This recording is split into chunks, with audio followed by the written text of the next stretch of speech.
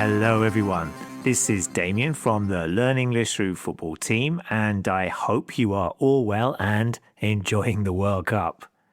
This is the 5th podcast in our series of World Cup language in which we look at a different phrase from the tournament every day.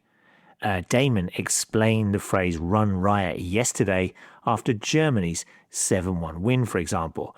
And today we look at an expression from one of the first big shocks of the tournament. Du lyssnar på languagecaster.com.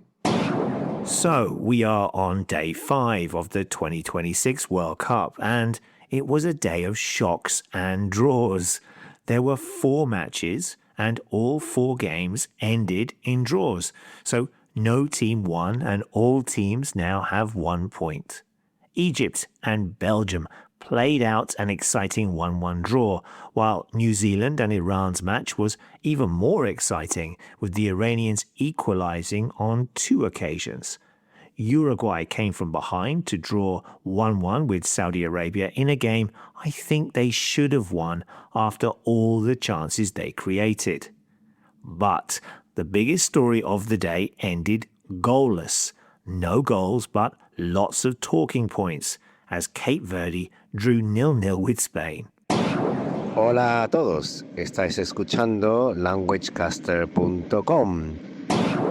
Yes, you are listening to the Learn English Through Football podcast, or as we used to be known, Languagecaster. And that message was in Spanish. And I know that he is not happy at all with the 0-0 draw between Spain and Cape Verde yesterday. Debutants Cape Verde produced one of the biggest World Cup shocks of recent times by holding Spain to a goalless draw in Atlanta.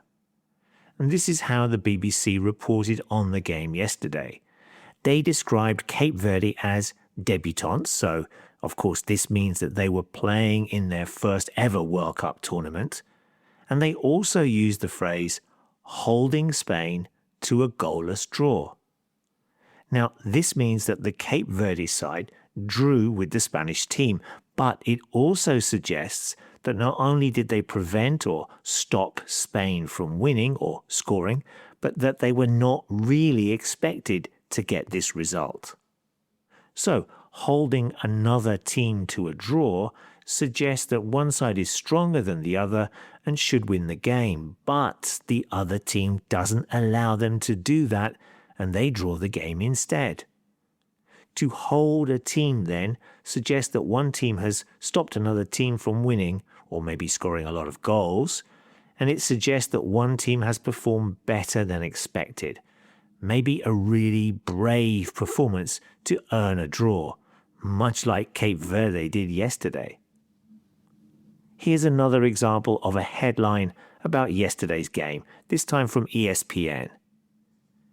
Spain, one of the pre-tournament favourites to win the World Cup, were held to a 0-0 draw by 67th ranked Cape Verde on Monday in the first major shock of the group stage. This time, the verb phrase has the passive voice, were held, because the focus is on Spain. They appear first in the sentence to highlight that.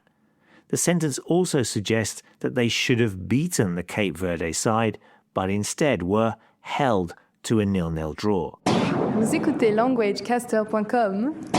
Yes, you are listening to Languagecaster, or Learn English Through Football, and of course this evening sees the World Cup favourites France take on the AFCON champions, pending appeals, in a repeat of the opening match of the 2002 World Cup in Korea.